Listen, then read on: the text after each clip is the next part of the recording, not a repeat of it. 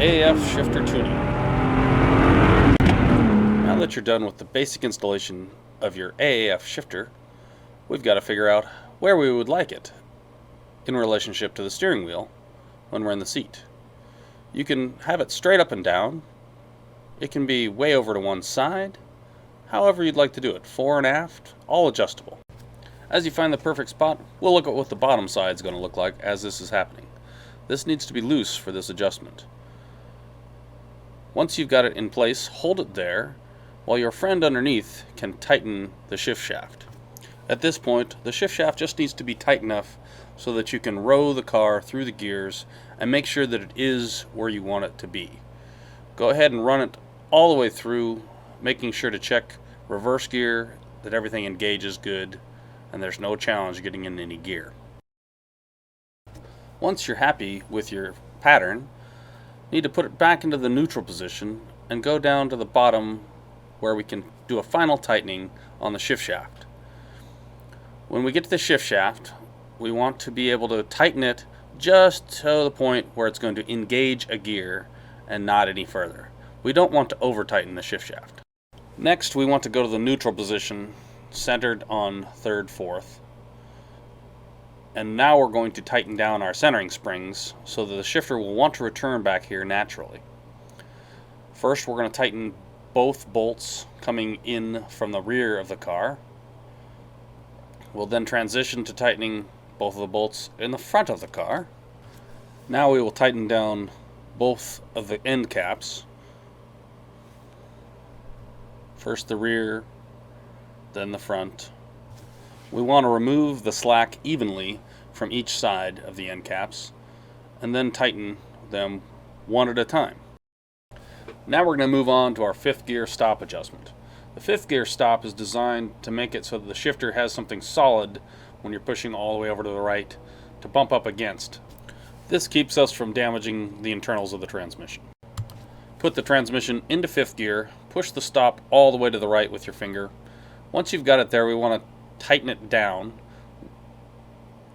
We still want to make sure that the shifter has just a little bit of room to push past where 5th gear normally is, but not much.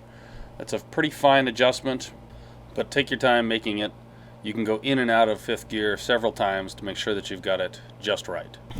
Now we're going to run the shifter through all the gears again, making sure that we have a nice smooth operation and the pattern feels just right. Make sure that you get the shifter into reverse. It should be a little tough to get over there, but it should go in and out smoothly. We want to make sure that all the gears work. Now we're going to move on to the height of your shifter.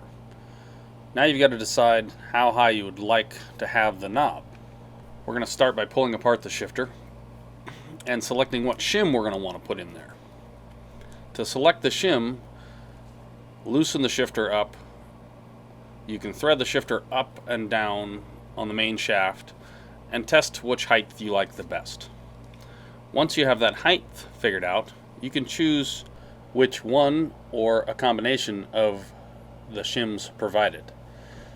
After you've chosen your shims, you'll need to make sure that you choose the right bolt for the length when you're going back together.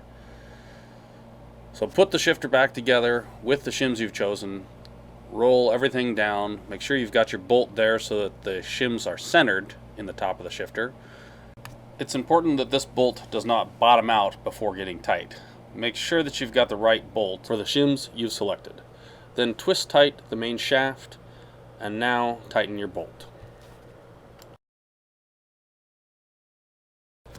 Next thing we're going to go over is throw adjustment. We're going to illustrate this outside the car so that it's easier to see. Your AAF shifter has 3 different ratios that it can have for throw. If you would like the longest throw available, you need to have the shift shaft adjuster all the way to the bottom as long as it can be.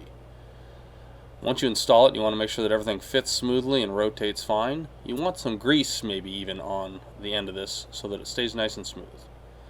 If you'd like to be in the middle where we send these shifters out, that's going to give you the mid-range of your throw. And if you want a very short, very tight throw pattern, you're going to put it all the way in so that it's got the shortest lever. We're going to make this look nice and easy here on the bench, reinstalling the E-clip. Make sure that the E-clip pops into the groove and seats nicely. If it isn't evenly seated around all sides, it's not in correctly. Go to advancedautofab.com, check this out and all of our other cool products. Thanks for watching.